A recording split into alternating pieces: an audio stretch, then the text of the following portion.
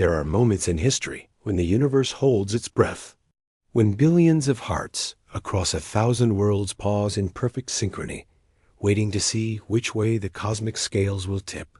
This was one of those moments, though nobody quite understood it yet. Some would call it the beginning of the end. Others, the day everything changed. But for Ambassador Rebecca Torres, standing in her small quarters aboard the human diplomatic vessel Meridian's Hope, it was simply Tuesday. She was 47 years old, with copper skin that spoke of her Mexican heritage and silver threading through her dark hair like starlight. Her hands were steady as she poured herself a cup of coffee, real coffee, from earth beans grown in vertical farms on Mars.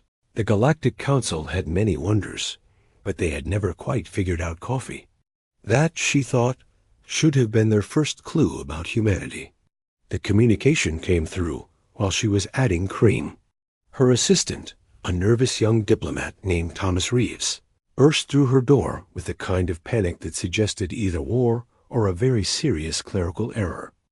Given the meticulous nature of galactic bureaucracy, it could have been either. "Ambassador," he gasped, his pale face flushed from running. "The Council. They've just broadcast across all channels." Rebecca raised an eyebrow, still stirring her coffee. "Let me guess. Another complaint about our mining operations in the Kepler Belt? Or did we park our ships in the wrong color zone again?" "War," Thomas said simply. "They've declared war on humanity." The spoon stopped moving. Rebecca set down her cup with deliberate care, the way someone might set down something fragile before dealing with something that required both hands. "Show me." The holographic display materialized in the center of her quarters, and there was Supreme Arbiter Kelvon, his crystalline form refracting light into rainbow patterns as he spoke. The Velkar were one of the oldest species in the galaxy. Their civilization spanned back so far that they had records of stars that no longer existed. Kelvon's voice resonated with harmonics that made the air itself vibrate. "The Council of United Galactic Species has reached a unanimous decision," he announced, and behind him stood representatives from species humanity had spent over a century trying to befriend. "The human expansion has violated protocols established over 10 million standard cycles. Your species has colonized 127 worlds in just over 100 of your years. You have exceeded all reasonable growth parameters by a factor of 40. You have refused to limit your reproduction rates. You have declined to accept designated settlement boundaries. Therefore, effective immediately, a state of military intervention has been authorized." Rebecca watched the entire message in silence. Behind Kelvon, fleet formations were already visible on tactical displays. Ships from the Draconid Empire, the Vel Consortium, the Aquilon Federation. Hundreds of vessels, each one larger than anything humanity had ever built. The message was clear: submit or be destroyed. When the broadcast ended, the quarters fell quiet, except for the gentle hum of the ship's engines.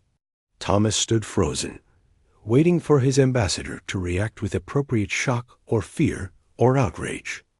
Instead, Rebecca Torres began to laugh. It started small, a chuckle that bubbled up from somewhere deep in her chest. But it grew, building into genuine amusement that made her shoulders shake. She laughed until tears formed at the corners of her eyes, until she had to grip the edge of her desk to stay upright. "Ambassador?" Thomas ventured, his concern shifting from the war declaration to his superior's apparent mental break. "They," Rebecca managed between gasps of laughter, "they think this is about expansion, isn't it?" She wiped her eyes, her laughter subsiding into occasional chuckles. "Thomas, how many ships does the Draconid Empire have in their war fleet?" He said, consulting his tablet quickly. "Approximately 3,000 capital ships, not counting support vessels. And they've had those ships for how long?" "Their current fleet configuration has been stable for about 800 years, according to our intelligence." 800 years, Rebecca repeated, shaking her head. "They've been flying the same ship designs, using the same tactics, maintaining the same fleet size for 800 years. Do you know why? Thomas shook his head. Because they reached an equilibrium. Their empire is stable. Their economy is predictable. Their population growth is controlled. Everything is balanced. Everything is measured. Everything is safe. She picked up her coffee again, taking a long sip. They look at us and see chaos. They see a species that doubles its population every few generations. They see us building new ship designs every decade. They see us asking questions about technology they've considered settled science for millennia. And it terrifies them. So the war isn't about territory or resources or even our supposed violations of their protocols. Rebecca smiled, but there was something sharp in it now. It's about fear. We remind them of what they used to be, back before they became comfortable. Back when they were young and hungry and reaching for the stars with both hands. Where everything they've spent millions of years trying not to be. She set down her coffee and activated her own communication system. Get me a channel to Earth. Priority Alpha. And Thomas, wake up everyone in the diplomatic corps. Tell them to start reviewing every first contact protocol we have on file. Why? Because, Rebecca said, her smile widening, we're about to teach the galaxy's oldest civilizations something they've forgotten. Something that's going to change everything. What's that? That sometimes the scariest thing in the universe isn't the monster under the bed. It's the sound of laughter coming from the dark, from something that refuses to be afraid. Thanks for watching. If you enjoyed this story, be sure to like this video and subscribe to the channel for more content like this every week. We'll see you in the next one. In the command chair of the UTSS Prometheus, Captain Daniel Park watched the tactical display. A kind of calm he radiated came from 20 years of military service. He was a broad-shouldered man, his black hair military short, with a scar slicing through his left eyebrow, a memento from his academy days. Around him, the bridge crew worked with practiced efficiency, their faces lit by the cool blue glow of their stations. The Prometheus was humanity's newest warship, a testament to everything we'd learned since reaching for the stars. Small by galactic standards, but fast, nimble, and armed with weapons that defied conventional alien military doctrine. Sir, Lieutenant Jessica Wong's voice cut through the quiet hum, tight with tension. We're receiving the Council's ultimatum. They're demanding we withdraw all human vessels to the Sol system within 30 standard days. Any ship remaining in contested space after that deadline will be considered hostile. Daniel nodded slowly. Contested space. That's a curious way to describe territory we legally purchased, colonized, or were explicitly given permission to settle. From the tactical station, Commander Robert Okonkwo chimed in, his dark eyes scanning incoming fleet positions. They're rewriting the rules retroactively, making our entire expansion illegal with a single vote. It's clever, in a way. Gives them legal justification for whatever comes next. How long until their fleet reaches the outer colonies? Daniel asked, his voice low and steady. First wave will hit the Tau Ceti settlements in 72 hours if they maintain current speed, Robert replied grimly. They aren't even trying to hide their movements. Full broadcast on all channels. They want everyone to see this. Daniel leaned back in his chair, fingers drumming a silent rhythm on the armrest. He could feel the tension radiating from his crew. They were good people, the best of the best, but most had never seen real combat. The skirmishes with pirates that had marked humanity's expansion were nothing compared to this. This was a coalition of 847 species, a military force built on millions of years of accumulated experience. They were facing thousands of ships designed by civilizations that had perfected war before humans had even invented the wheel. The scale was unimaginable. Sir, Jessica's voice was quieter this time. There's another transmission coming through. From Earth. It's being broadcast on all human channels simultaneously. Put it through. The main view screen flickered, replacing the star chart with the face of Secretary General Hassan Kimethi. He was a tall Kenyan man, gray pepper in his beard, possessing a presence that commanded attention. He stood in the Situation Room deep beneath Geneva, surrounded by advisors, but his eyes seemed to look directly at every single person watching across the galaxy. "To every human in space," he began, his voice clear and unwavering. "By now you've heard the Council's declaration. You've seen their fleets. You've heard their demands. I won't lie to you about what we're facing. This is the greatest threat our species has encountered since we first looked up at the stars and wondered what was out there." He paused, and the ghost of a smile touched his lips. "The Council thinks they understand us. They've studied our history, analyzed our psychology, predicted our responses. They expect us to panic. They expect us to submit. They expect us to do what any reasonable species would do when faced with overwhelming force. And surrender." The smile grew, becoming something more confident, more defiant. "They have no idea who they're dealing with." A subtle shift occurred on the bridge of the Prometheus. The crew, who had been tense and anxious, leaned forward. Their shoulders straightened. Their eyes were locked on the screen. "Humanity," Hassan continued, his voice ringing with conviction, "has faced extinction dozens of times in our history. Ice ages, plagues, wars, famines.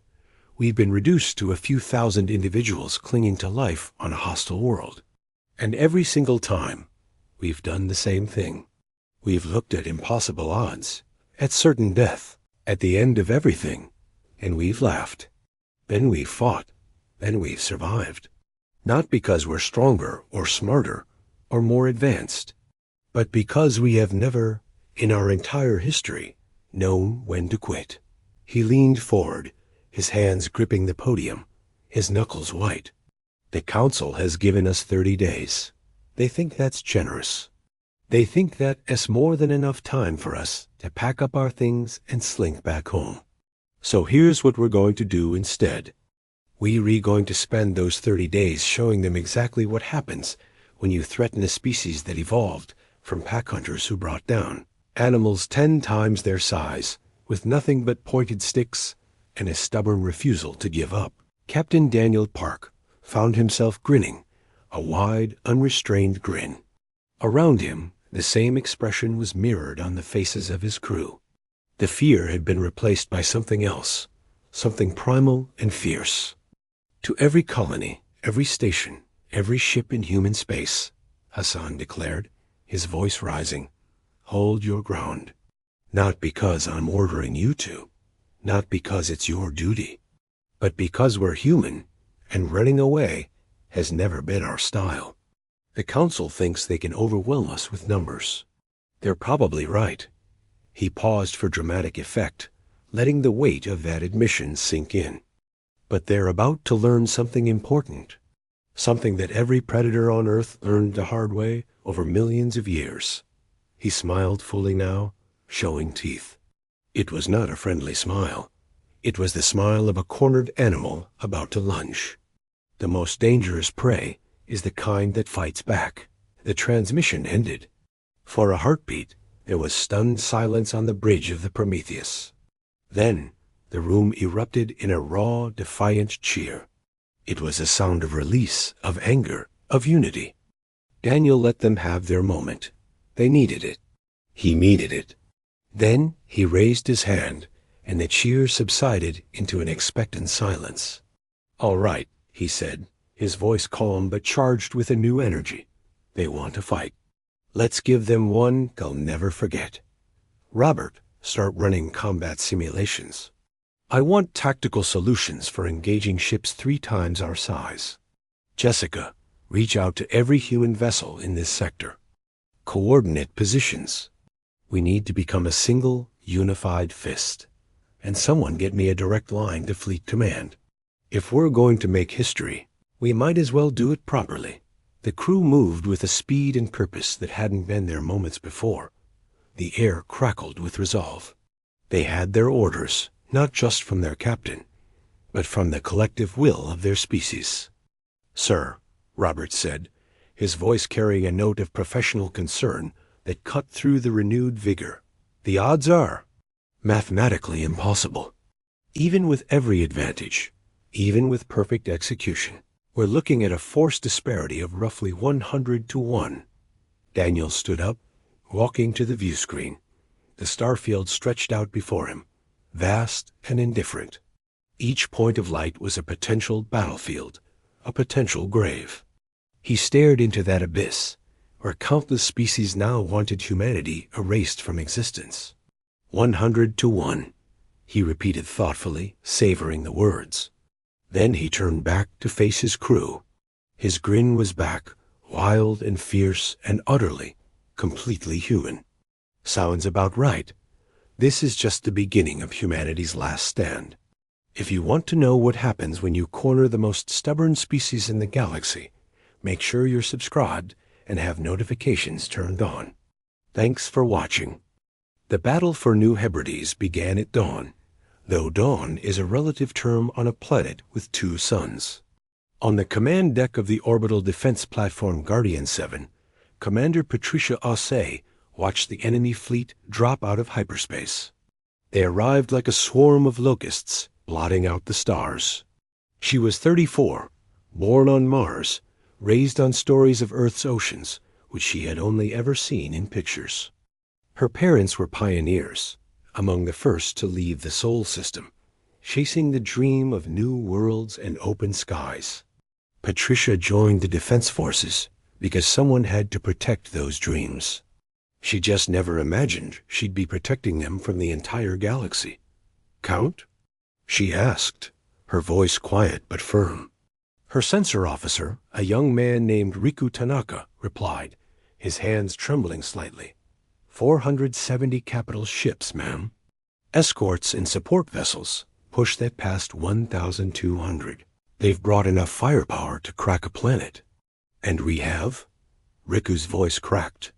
3 defense platforms, 15 patrol ships, and whatever the civilian vessels can contribute.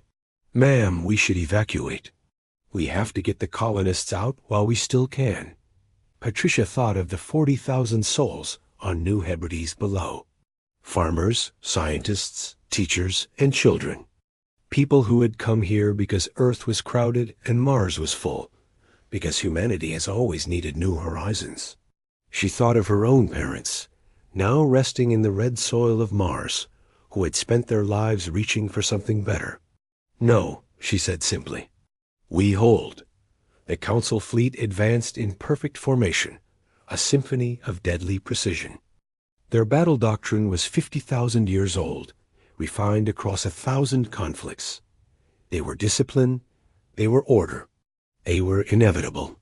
And then Patricia gave the order that changed everything. "All ships," she transmitted, her voice ringing with defiance, "weapons free. Engage at will. Show them what chaos looks like." The human ships scattered like startled birds, shattering every rule of formation combat the galaxy had ever known. They dove, weaved, and spun, each captain acting on instinct, each crew trusting their gut over tactical computers. The patrol ship Defiant, captained by a former racing pilot named Grace Okafor, flew so close to a Draconid battlecruiser that she scraped paint off both hulls before unleashing her missiles at point-blank range. The defense platforms, unable to move, became fortresses of pure defiance. Guardian 7 fired until her barrels glowed white-hot, Patricia's voice a calm beacon in the storm as she called out targets. Her crew worked with a desperate efficiency that only comes when you are fighting for your home. It lasted 40 minutes before the overwhelming numbers began to tell. Guardian 5 exploded in a blinding ball of plasma. The patrol ship Resolute took a direct hit and went dark, tumbling silently through space. The civilian freighter Morning Star, armed with nothing but mining lasers and piloted by a grandmother named Helen Zhao, rammed a Velcar destroyer at full speed. The flash of light from their sacrifice outshone both of New Hebrides' suns. But in those 40 minutes, something impossible happened. The Council's perfect formation fractured. Their ships collided, struggling to track human vessels that refused to fight predictably. 3 of their capital ships were destroyed, not by superior firepower, but by human captains doing things no sane military officer would ever attempt. Suicide runs that somehow worked. Impossible maneuvers that violated physics right up until the moment they didn't. Tactics so insane they had no name, because no one had ever been crazy enough to try them before. Guardian 7 finally fell when a concentrated barrage from 5 battleships hit her simultaneously. Patricia had just enough time to send one final transmission before the platform's reactor went critical. "We held for 40 minutes, she said, her voice filled not with fear, but with pride. "Tell them we held. Tell them we made them bleed. Tell them we weren't afraid." That transmission reached Earth 14 hours later. It was broadcast on every channel, every station, every ship. 40 minutes. 3 platforms and 15 patrol ships had held off a fleet designed to conquer solar systems.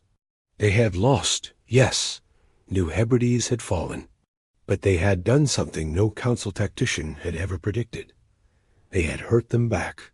In a small apartment in Lagos, a 19-year-old engineering student named Chinua Demi watched the footage, tears streaming down her face. She saw Commander Osei's final words, saw the impossible courage of people who refused to surrender, even when it was the only logical choice. And she understood, perhaps for the first time, what it truly meant to be human. Across the galaxy, in every human colony and station, people watched. They saw the battle, the sacrifice. They saw 40 minutes of pure human stubbornness, shake an enemy who thought they had seen everything the universe had to offer. The Council had expected terror and submission. They had expected a quick, clean victory to warn any other young species against expanding too fast. Instead, they got footage of humans laughing as they flew impossible maneuvers. They got messages from other colonies, refusing to evacuate. On Earth, recruitment offices had lines stretching for miles, with people of every age and background volunteering to join the fight. They got a 70-year-old physics professor named Vincent Mabala who hijacked a research vessel and flew it straight into a council supply depot, destroying enough ammunition to support a fleet for a year. The galaxy had declared war, expecting humanity to break. Instead, humanity did what it had always done when faced with impossible odds. It found something to fight for. It found strength in community. It found hope in defiance. And most terrifying of all to species, who had spent millennia learning caution and calculating risks, humanity found joy in the struggle itself. Secretary General Hassan Kimethi's second address was much shorter than his first. He stood in the same Situation Room, but now the walls behind him were covered with names. Every human who fell defending New Hebrides. Every colonist who stayed to fight. Every captain who faced certain death with a smile. The Council thought they were teaching us a lesson, he said quietly. They were right. Just not the lesson they intended. They taught us that we can face the impossible and still stand. They taught us that our species, even when divided, will come together when it matters most. They taught us that humanity's greatest strength has never been our technology or our tactics.